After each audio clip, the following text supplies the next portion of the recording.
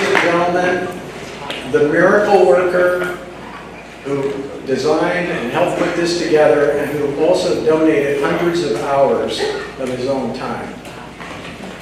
Thousands of hours.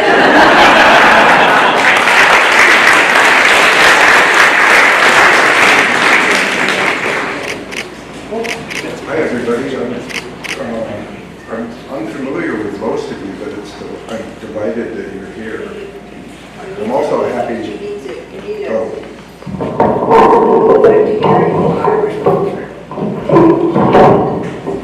Yeah, I'm not James Rasmussen. He can stand here without a mic and knock the glass out of the windows. Anyway, my name is Byron Barnes. I was born in Seattle. I've lived here most of my life, but I've done a lot of traveling. My mother was born in Tacoma. Her father was an architect. He's the person that first put a pencil in my hand and helped me learn how to use it. My father was Blackfeet from Montana. And if you don't know where that is, it's just east of the Rocky Mountains and on the Canadian border. And so I grew up in a family with two heads who, for the most part, were in sync with each other, but there were some days when they weren't. And they had to figure out how to reconcile their differences. I went from kindergarten through the 12th grade in Seattle Public Schools, and then 5 years at the University of Washington. And during my junior year of high school, I was an exchange student in Germany. Besides learning a lot about European culture, one of the things that occurred is I caught the travel bug. And I learned so much from becoming embedded in a new culture that I wanted to go experience some more cultures. So I lived in Mexico for a couple of years, Colombia, South America for a year, and Taiwan for a year. And when I was in Taiwan, I got a letter from my dad who was active in local Native American politics. We called them Indian politics at the time. We hadn't become Native Americans yet. And he said, well, you left the States again kind of disgruntled that there's nobody to work for except banksters, Defense Department, making bombs, a lot of job opportunities I really wasn't interested in. So I thought I'd go look at what the rest of the world was doing. And while I was there, I got a letter from my dad who said, I think I found an interesting project for you. Seattle's original homeless. I think you could help them find a home. And I said, well, who is this? And he said, the Duwamish tribe. And I thought back across my education, had anybody ever told me about the Duwamish tribe? And I'm saying, well, I wonder where they are. I wonder if they're on the Duwamish River. It turns out that's where they were, where they wanted to be. Homeless, but looking for a home on the river. So I met Cecile through my father, and she said, well, come on down to a tribal council meeting. We're meeting in Burien. We've graduated from my dining room to a little rental, and how you find it is look for the golden arches, and we're in the parking lot right behind that. So I came to the tribal council meeting, and I think there were 5 or 6 people there. And it wasn't what I was expecting, and that seemed to be a theme throughout the project. And I always ended up calling the project, it's kind of relative of a Clint Eastwood movie, The Good, the Bad, and the Ugly. This was the good, the bad, and the unexpected. And like Chad alluded to, every time we turned around, something unexpected was happening. And quite often, we weren't sure if it was good or bad. But one of my first jobs, speaking about not having much money back then, I was trying to raise a family. opportunity amounted to sharing a part-time job with another person. So I had half of a part-time job. So I really could only afford to work a day or two a week on the Duwamish project. And in the early days of working on it, what I was involved with was trying to develop a historical background for writing what they were calling at the time an acknowledgement petition, to petition the U.S. government for acknowledgement. After a few years, it was determined that, wow, we can acknowledge these guys. Okay, well now, you have to ask for recognition. We acknowledge you, and we didn't acknowledge all those gamblers who tried to just become Indians so they could start a casino. Okay, so who are the Duwamish? I had no idea, and I had no idea there were so many. Proceeding on from the initial work and understanding the historical background, I could say, well, you guys obviously got mistreated by the federal government. You deserve to be recognized. But that was a very slow process that actually took decades. And they asked me to talk about it. My involvement with the project lasted 30 years. So they asked me to talk about that involvement in 10 minutes. So I hope we've covered the first 15 years. Anyway, I'll skip past some of the little unexpected details of a decade. But I will mention that recognition process, despite the fact that it stumbled on itself a number of times, finally reached the conclusion in the late 90s that the Duwamish were going to be recognized, and they were recognized for about 2 weeks. Bill Clinton recognized them at the end of a 20-year process. And George Bush put a red line through the Duwamish recognition in his first month in office. What gave him authority to do this? Anything done by the last president in his final 60 days might have just been lining the pockets of his friends, so George Bush had the authority to redline any of those things. So he redlined the Duwamish recognition. That seemed like a really negative thing. However, one of the things that it provoked was tribal members deciding we should meet and decide who we are. So fast forward past all the tiny council meetings to a major meeting in Burien at a Parks Department gymnasium or auditorium, I can't remember which, and there were about 200 people there. So that was an opportunity. I had been floundering trying to figure out what is it we're doing and who is this we're doing it for, and are they still here? Well, it turns out about 200 people were quite interested in at the end of a questionnaire, what they said we really want is a longhouse that's traditional as possible and a tribal office where we can get to know people and introduce them to our culture. So now we had our marching orders, and we proceeded on into the early 2000s,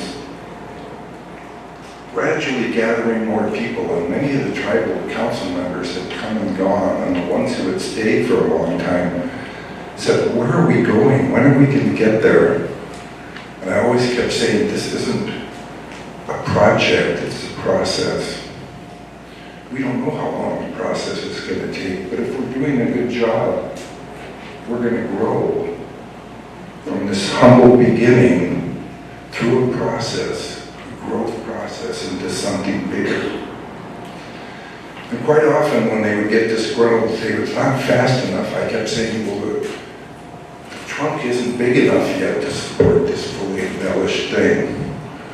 We need to grow the trunk and the branches and the leaves.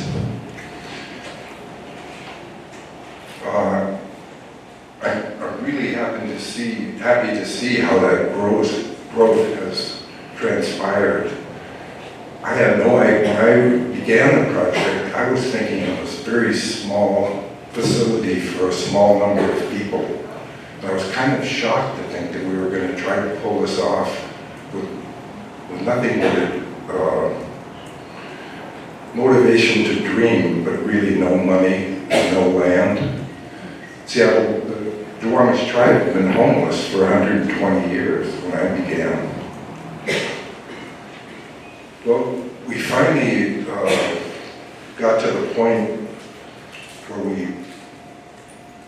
we were ready to begin construction. Miraculously, Jen mentioned a number of the donors. One of the donors, the Gates Foundation, the first year we applied, they said no. So we had heard that a lot, kind of used to it. So next year we didn't apply, and he came a month later saying, "What happened? Where's your application?" We said, "Well, we said no." And they said, "No, we didn't say no. We said we like your project, but your columns don't line up, the money doesn't line up. We're not sure if you know what you're doing." And we didn't. Anyway, they encouraged us to apply again, and that happened a number of times, always without success, until we encountered Chad. And the difference between all the other people who had initiated paperwork and asked for money on our behalf by writing grants and doing other things, had kind of been filling in the blanks unenthusiastically and not really involved with the project, possibly professional writers, but not passionate about the project. And so that's one thing that not only Chad brought, but many other people that he mentioned from the Descendants Committee, and who came to be known as the Friends of the Duwamish, Descendants of Friends. And so what was happening at that time, the Duwamish Council was meeting, and they would go over something, and then 2 weeks later, the Descendants Committee would meet, and they would take up what the Duwamish had sent over, and then they'd send back a revised thing. And this was going back and forth and taking a long time.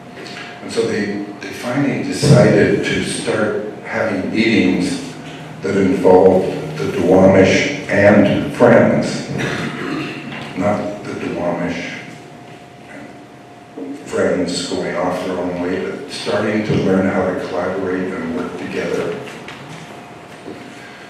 So we finally worked well together enough that we were able somehow to get a building permit, which was not easy. And one of the unfortunate features of this property that the first 85 feet back from the street is zoned commercial. And what is uphill from that is zoned residential, and for the most part, they're not compatible. So the only use that is possible between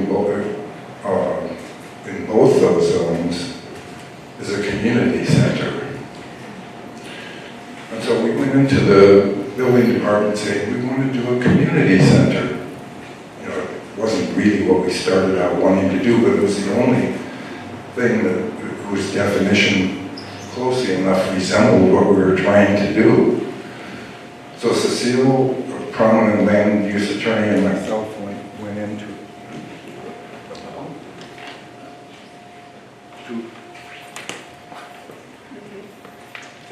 You need to speak like James now.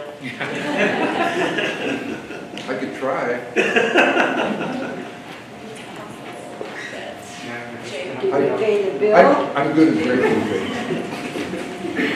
Did we pay the bill? That's your job. Same. Well, anyway, so Cecile. Try it again. Oh. Yay. Cecile, the tribal land use attorney, a very prominent upscale attorney who was donating most of his time, and myself went in to see the assistant head of the zoning department. And this was like just in the months following 9/11. And nobody knew what we were doing or what we were going to do or how safe the road was. And one of the things the zoning department said was, well, you know, we could kind of go along with the community center, but the unfortunate thing, the tires of the residential occupants would have to drive across the zoning line and drive on the part of the aisle that belonged to the commercial park. So we have to nix the project.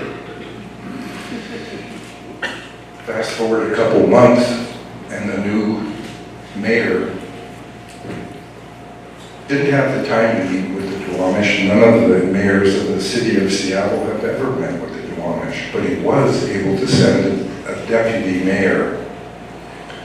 In that meeting in the council chambers with the Chief Seattle on the wall at the front of the room, we went around the room talking about what was going on with the project, and I mentioned that we really were gung-ho to do this, but the zoning department had said we couldn't. There were probably 20 people in the room. All heads turned to look at the zoning department person. And he said, well, I didn't mean no. I thought we could work with these people, or we could figure out a way to work with these people. And so with a little attitude adjustment, we were able to proceed. And I must say, on behalf of Mayor Nichols, he didn't mean to do this.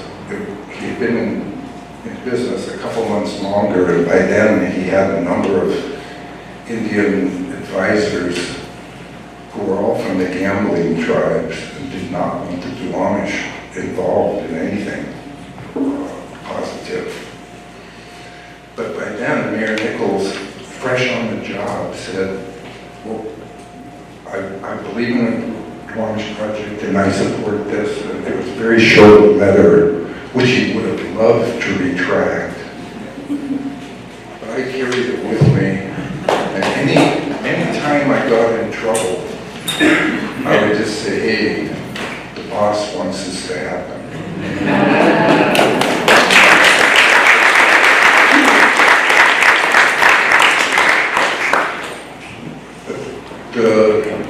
This project is unlike any I've ever been involved with, and my involvement lasted 30 years. But well into the project, when we finally had finagled a permit out and we were ready to do this project, we had defined it through drawings. We let it out for bid. We got a bid, which was $200,000 more than we had. We needed 2.2 million, and the bid was 2.2 million. We had 2. So I'm in the room with Chad and the heads of Saxis Construction, trying to decide how we can reconcile this difference. You guys can just eliminate your profit, right? 10% profit, just throw in that 200,000. No. So Chad and I looked at each other and, what are we going to do? Do we cancel the project? And so I said, well, let me see that bid. And I went through all the line items and I circled the things that Duwamish volunteers could do. We came up with $200,000 worth of things.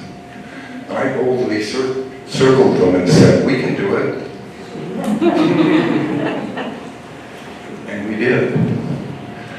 The coloring on this floor, the wood in the floor, much of the carpentry, the landscaping, $200,000 worth of things were done by volunteers and donated by people who supported the project. And what we began to realize, this wasn't the end, this was the seed of the organic growth.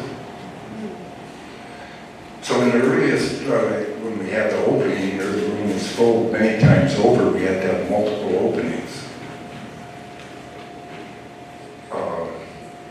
after the heady giddiness of the openings, there wasn't enough happening at the Longhouse. However, over the ensuing 15 years, the growth that looked like a small number of people meeting in the corner of the room initially grew into what we are today.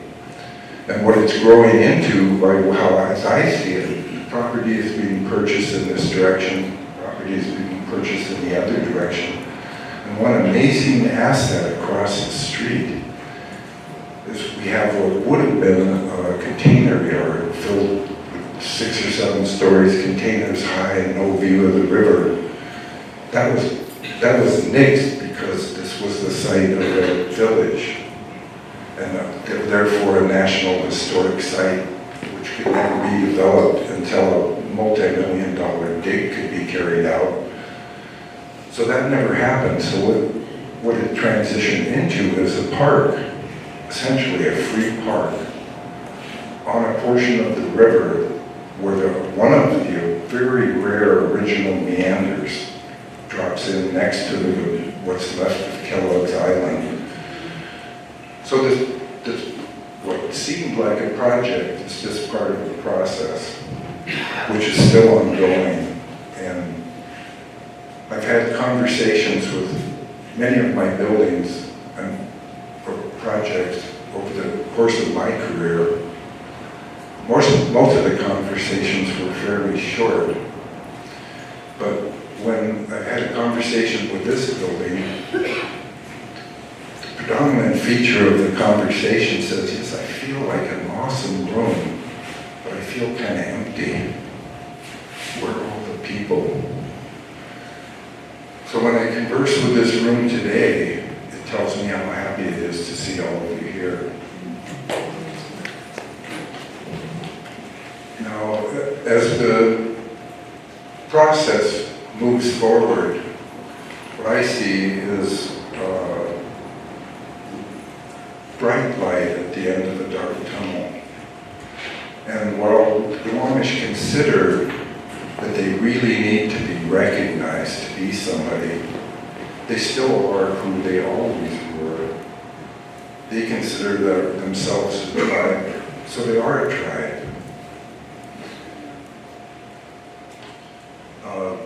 Federal government is thought to be a blessing when you want to be recognized. However, the Blackfeet have been recognized for 175 years. However, they've been encumbered that entire time by having to relate to a Mother May I organization like the Bureau of Indian Affairs. So, for instance, if I want to buy property on a reservation that's owned by someone who has the land in trust, they can't just sell it to me and we agree on a price. They have to go get a BIA appraiser to come, it takes years. Then the BIA appraiser decides how much it's worth, and that's what he has to sell it to me for. And on and on and on. BIA is like the boot sitting on the neck of Native American tribes, of which there are many. I think it numbers high in the 500s. And imagine, I don't know how many there are in the United Nations, but there aren't anywhere near that many. And so imagine all those tribes trying to have a sensible relationship with an unsensible government. So I myself think it's a blessing that you aren't encumbered by the Bureau of Indian Affairs, and I'm really heartened to see where the process is going. I'm very happy to have been a part of it. When I began the project, I came back from Taiwan with a 1-year-old daughter. And that's how I marked the beginning of the process of the project. My daughter was 1. When we had the opening, my daughter had to put her daughter in a car seat out in Kirkland, give her a nap on the way down here. She woke up in here, just a 1-year-old, and all of a sudden, boom, boom, boom, boom, boom, boom.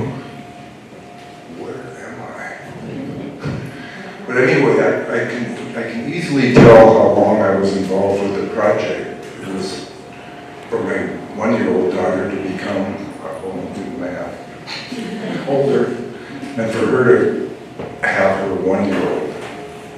That 1-year-old is now 16. And I have the vision that she will one day fold into that part of this process. And one of the things I discovered in trying to reconcile my parents in times of strife was which one was correct, or which one should I be following. And it turns out as they developed methods of conflict resolution, it was just like the Duwamish, friends of the Duwamish, who weren't necessarily on the same page in the beginning, realizing if we're going to go anywhere, we have to get together. And so I'm encouraging all of you, Duwamish and friends, just to keep it up. And good job.